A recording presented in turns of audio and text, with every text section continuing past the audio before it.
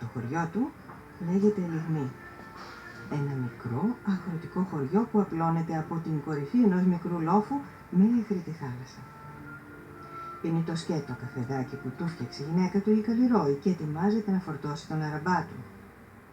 Τα μεγάλα κουφίνια γεμάτα κοπούλια πηγαίνοντας στην πλατεία του χωριού, όπου μαζί με άλλους χωριανούς θα κοιμούσαν για τα μουδανιά.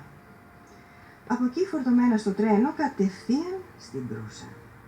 52 εργοστάσια και βιοτεχνίες εκεί, με εργάτριες νέες κοπέλες, αναλάμβαναν να τα μετασχηματίσουν σε περίφημα μεταξωτά υφάσματα και να τα στείλουν έτσι στις αγορές της Μύρνης, της πόλης, αλλά και στις ευρωπαϊκές πρωτεύουσες, Παρίσι, Λονδίνο, Βιέννη και αλλού.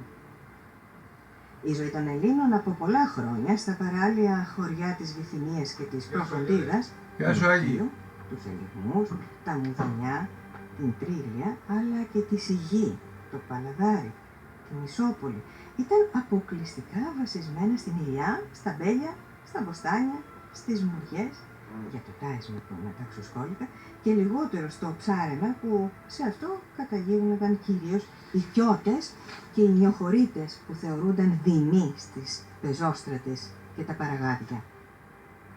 Ατενίζει από ψηλά που είναι το σπίτι του.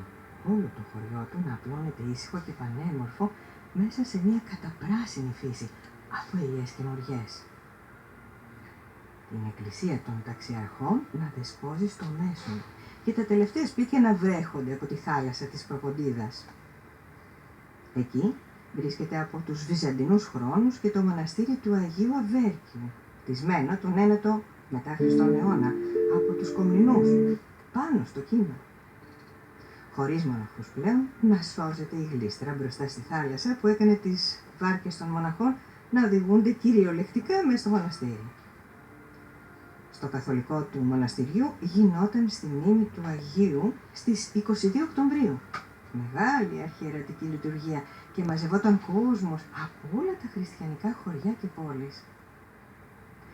Τα σπίτια, όπως και το δικό του, είναι διόροφα. Το ισόγειο ήταν ένας ενιαίος χώρος που γινόταν όλη η λάτρε του σπιτιού. Το τζάκι για ζέσταμα το χειμώνα, αλλά και για το μαγείρεμα. Με την τραπεζαρία που μαζευόταν η οικογένεια για το φαγητό. Στον πάνω όροφο ήταν 2 δωμάτια για ύπνο του ζευγαριού και των παιδιών και η μικρή σοφίτα που σχηματιζόταν με την σκεπή χρησιμοποιούνταν για αποθήκη ρούχων και στρώσεων για το χειμώνα.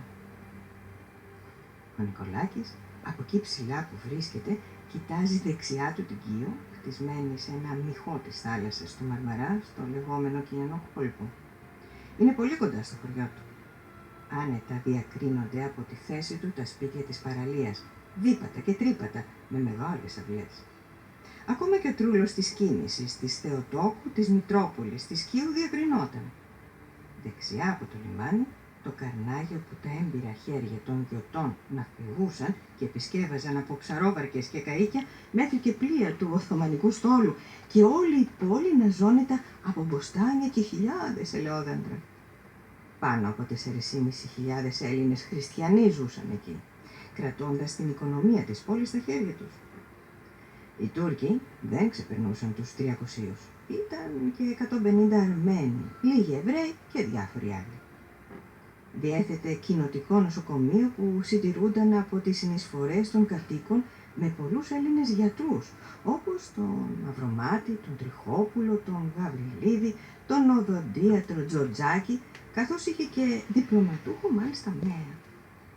Το πλήθος των επαγγελμάτων των πολιτιστικών και μουσικών συλλόγων της βιβλιοθήκης Κόραη, ακόμα και ο κινηματογράφος των αδελφών Βάσου, ο γυμναστικός σύλλογος, καθιστούσαν την Κίο οικονομικό, κοινωνικό, πολιτιστικό, ψυχαγωγικό κέντρο όλων των παράλιων χωριών της περιοχής.